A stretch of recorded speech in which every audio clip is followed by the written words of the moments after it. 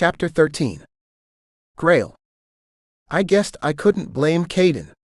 Here I was, turning him down for a date the day I laid eyes on him and wanted to make love to him that very minute, but I couldn't because I'd just met him and I had a partner I'd made a pledge to be faithful to, one that was never around when I needed him, but nonetheless we had an understanding that we'd never fuck anyone else as long as we were together in this union.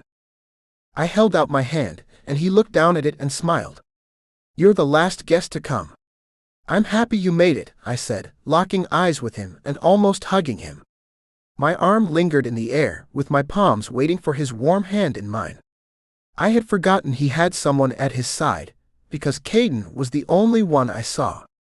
He reached and shook my hand, and the jolt of need and desire overwhelmed me, and I overlooked the man standing near us.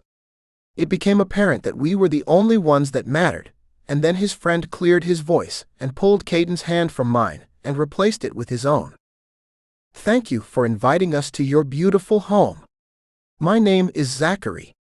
You can call me Zach." He smiled at me, and it was one that bothered me.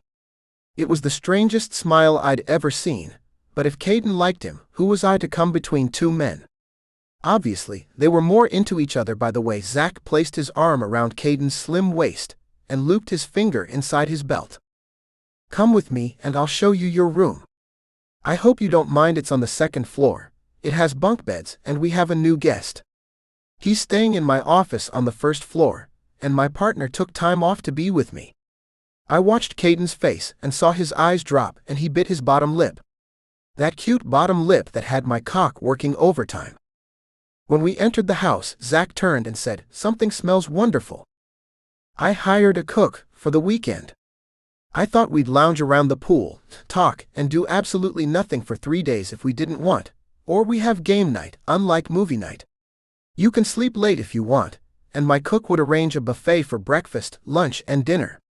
There are late-night snacks where you can raid the fridge if you'd like." Then the doors opened to my office, and Austin and Miles sauntered out. "You know my partner, Austin, Caden, and this is his boyfriend, Zach." Zach dropped his hand from Caden's back and sauntered up to Miles and Austin with a different smile, one I'd recognized anywhere. He was a born flirt. I wondered if Caden had picked up on that. "Miles is a photographer." Miles stepped back and raised his camera. He swiped his tongue around his lips, placed his hands on his hips, and smiled. "Can all of you step back and stand in front of that stone fireplace?" Miles said in a not-so-bossy voice. "Beautiful," Miles added, clicking away. When he said those words, I was sure he wasn't talking about the fireplace. He had his camera aimed at Caden, and then he said, "All of you stand in front of the fireplace. You're the tallest Grayle in the middle. Now Austin, stand on his right, and you, Caden, I want you on his left. Now Zach, get closer to Caden." He looked into his camera. "Hold that pose." When I placed my hand around Caden, I felt the small of his back. He trembled against my arm. I had my arm and hand wrapped around his tiny waist. I wanted to take him in my arms and hold him at that moment, but Miles said something and we all smiled. Then I dropped my hands, because I didn't want Austin to know how I felt about Caden. The camera didn't lie, and when Miles took that picture it was as if I was in pain, and I was. I couldn't be with Caden here in this wonderful, secluded place. I could have invited him here with just me, but I had this misplaced idea if I asked a lot of people, somehow that would keep me from being found out. Besides, I'd thought Austin wouldn't come here because, after all, he'd said he would be out of the country, and he had nothing in common with my friends.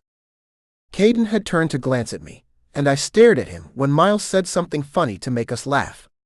Then he took the picture with only 3 of us, because Zach had disappeared, and was sitting on one of the many sofas facing the fireplace. I thought Miles said that this would make a perfect ménage à trois. Zach was the only one who laughed. No, it wouldn't, because I didn't like to share. One cock and a pair of balls at one time was enough for me, and that was why I'd stayed with Austin. I didn't want any confusion. It was enough that Caden had completely driven me insane with doubt about my relationship, such as it were with Austin. Austin had prepared the buffet, and his husband was helping him, when the rest of the group sauntered down the stairs. Lane hurried over to Caden and hugged him. "What happened? I thought you'd never get here." "Where's Scott?" Caden asked. It appeared Lane didn't want to answer his question. "He's tired, sleeping like a baby since we arrived. Did you see those rooms Grayle gave us? A hotel has nothing on them. Poor baby, I knew he would be exhausted. He's taken too many shifts at the hospital, working day and night in the emergency room before we left, and we still arrived before you and—" That was when Caden made a gesture with his hand to Lane. "Scott's trying to get the down payment for this home he's intending on buying me. I'd be happy in a shack with him, but if he bought me something like this, who knows?" Caden smiled. "That's great, Lane." By Caden's response and the look in his eyes as they wavered over to me, he wasn't happy.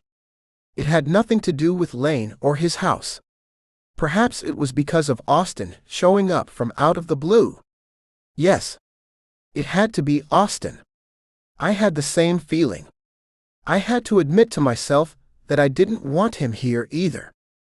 Caden stood staring in the direction of Zach, and Zach appeared to be occupied with Miles, and he was attentive to what Miles was saying. He'd lean in and ask questions, and Miles would go off on another tangent about his work.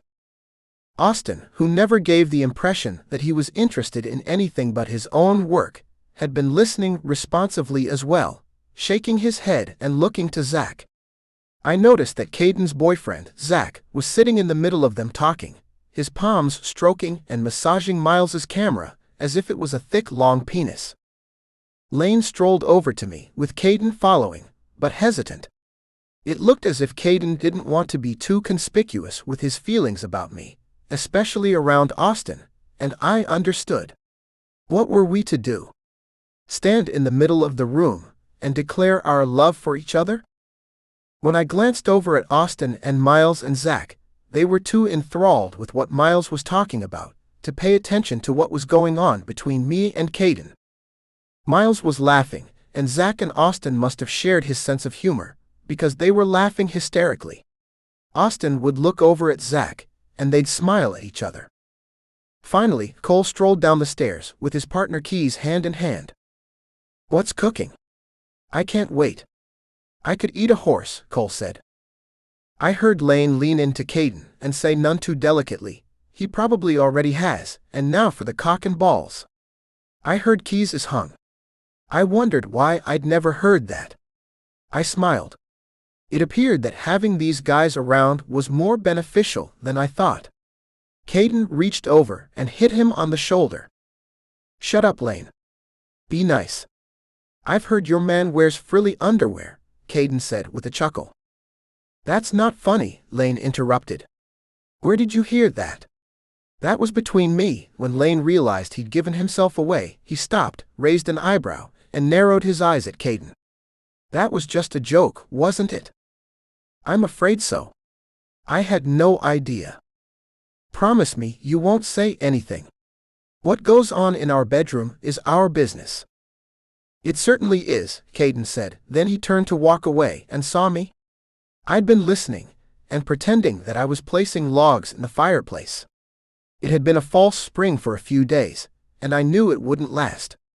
One day it was a balmy 70 degrees, and the next it was snowing, and then the snow would freeze.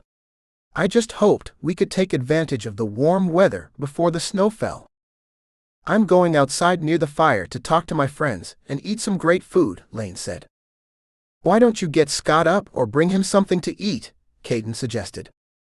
"After those shifts at the hospital, all he wants to do is eat, and well, you know what I want to say." Caden and I were finally alone. We turned and glanced at each other. I stood from my busy work of counting logs. I didn't know. "You don't have to apologize," Caden said. He had grown up. "Apologize for what?" Austin said, standing behind Caden. We hadn't seen him coming, because I knew all I could see and think about was Caden.